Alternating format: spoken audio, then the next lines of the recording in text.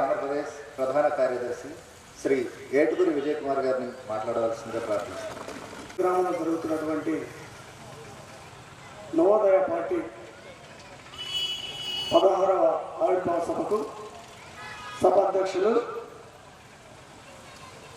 Senior నాయకులు శివాజీ గారికి, ఈనాటి కార్యక్రమానికి ముఖ్య అతిథులు నవోదయ పార్టీ వ్యవస్థాపక అధ్యక్షులు నల్లగా విజయరాజు గారికి, మరో ముఖ్య అతిథి గ్రామాన్ని రాష్ట్రంలోనే ఉన్నతమైనటువంటి పంచాయతీగా తీర్చిదిద్దినటువంటి మన పెద్దలు గుర్రాల సీతారామయ్య గారికి, అదేవిధంగా శ్రీనాన్న గారికి, వేదిక మీద ఉన్న మిత్రుడు 30 సంవత్సరాల ఉద్యమ ప్రస్థానంలో నాకు చేదోడు ఓదోడుగా ఉన్నటువంటి మరి ఈమల చంద్రశేఖరరావు గారికి, అలాగే కావ్యవల్లన్న గారికి, వేదిక మీద ఉన్నటువంటి తమిళనాడు, కర్ణాటక, మహారాష్ట్ర నుంచి వచ్చినటువంటి మీ అందరూ కూడా మా ఆదిక రిజర్వేషన్ పోరాట సమితి ఎంఆర్పీ మీ అందరికీ సామాజిక ఉద్యమ నమస్కారం. మా గ్రామం తరఫున మీకు శుభాకాంక్షలు.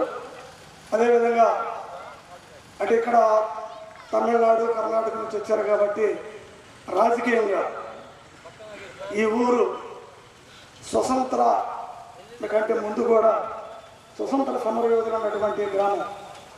పెద్దలు గౌరవనీయులు ఈ గ్రామవాసి శ్రీ మేడూరి నాగేశ్వరరావు గారు స్వతంత్ర సమరయోధుడిగా, ఎంపీగా, ఎమ్మెల్సీగా, జిల్లా పరిషత్ చైర్మన్గా ఆయన ఉన్నతమైన స్థానం దేశ రాజకీయాల్లో కీలకమైనటువంటి గ్రామం. ఈ గ్రామంలో పుట్టినటువంటి మేడూరి నాగేశ్వరరావు గారు 1983లో తొలిసారి ఎన్టీ రామారావు గారు పార్టీ పెట్టినప్పుడు ఆ పార్టీలో విజయవంతమైతే కీలకంగా పనిచేసినటువంటి మరి ఈ గ్రామవాసి నిశంకరావు వెంకటరత్నం గారు కీలకంగా పనిచేశారు. ఈ గ్రామంలో పుట్టినటువంటి వీళ్ళు దేశ రాష్ట్ర రాజకీయాల్ని శాసించినటువంటి ఈ గ్రామం. అలాంటి గ్రామంలో మరి నవోదయ పార్టీ పుట్టడం అనేది నిజంగా వాళ్ళిద్దరు ఆశీస్సులు ఖచ్చితంగా విజయరాజు గారి మీద ఖచ్చితంగా ఉన్నాయని చెప్పనేదే నా భావన.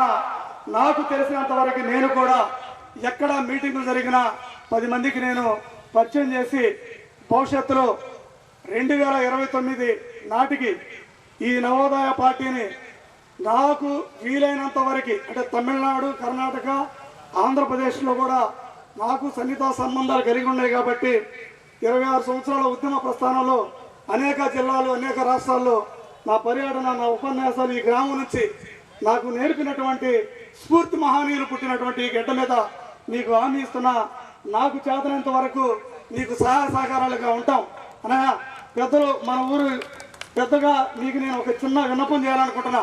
నాకు బాధ, నేను చాలా గ్రామాలు తిరిగేటప్పుడు అక్కడ ఒక ఎంపీటీసీనో లేకపోతే ఒక సిపిఐ సిపిఎంలో పార్టీలో పనిచేసిన ఒక చిన్న మండల గ్రామ కార్యకర్తల విగ్రహాలు ఉంటాయి.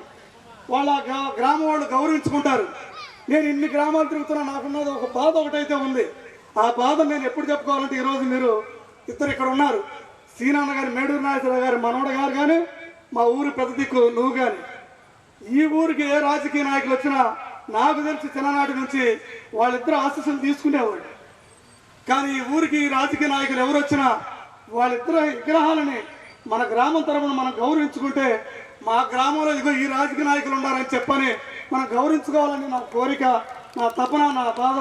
నేను ఎప్పుడో సెకండ్ కోవిడ్లో కూడా నేను ప్రార్థించుకుంది ఒకటే, అయ్యా నాకు నేను చర్చికి వెళ్ళను, నేను ప్రార్థన చేసుకుంటే నేను ఉద్యమకారండి. నేను ఏమి కూడా ఇంతవరకు ఆశించలా. నాకు జీవితాన్ని ఇవ్వు.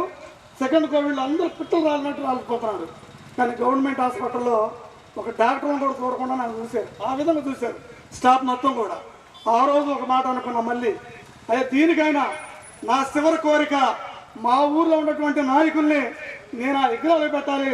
దాంట్లో నేను మా ఊరు గురించి, నేను అన్ని రాష్ట్రాల్లో నా ఊరు గురించి చెప్తా. మా ఊర్లో పుట్టినటువంటి రాజకీయ నాయకులు ఈ విధంగా ఉండాలని చెప్తే వాళ్ళు కూడా ఆనందపడేవాళ్ళు. మీ ముందు ఈ ఒక చిన్న విన్నపాన్ని ఉంచుతున్నా.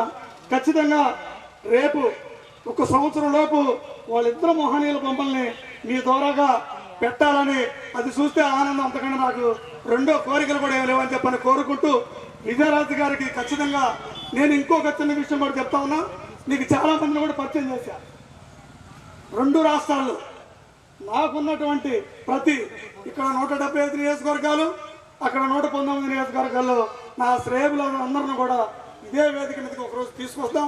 ఖచ్చితంగా నేను ఈ గ్రామంలో పుట్టినటువంటి బిడ్డగా నిన్ను గౌరవించుకోవాల్సిన బాధ్యత మా ఊర్లో కూడా ఆ మహనీయుల తర్వాత మా ఊర్లో కూడా ఒక రాజకీయ పార్టీ ఉందని చెప్పని సగర్వంగా చెప్పుకునే గౌరవాన్ని ఇచ్చావు. కాబట్టి నీ గౌరవాన్ని వాళ్ళిద్దరూ పెద్దల యొక్క ఆశీస్సులు ఈసారి నువ్వు నీ ఫ్లెక్సీలో కానీ నీ పాంప్లెట్లో కానీ ఆ మహనీయులను కూడా పెట్టుకుంటే నీకు ఇంకా భవిష్యత్తు ఉంటుంది. కాబట్టి ఖచ్చితంగా ఈ విషయాన్ని కూడా మీరు ఆలోచించాలని చెప్పని ఈ మైకు ద్వారా అయిన ప్రతి ఒక్కళ్ళు కూడా మన గ్రామంలో ఆ మహనీయుల విగ్రహాలు పెట్టాలని చెప్పని మనస్ఫూర్తిగా కోరుకుంటూ సెలవు తీసుకుంటా ఉన్నాను.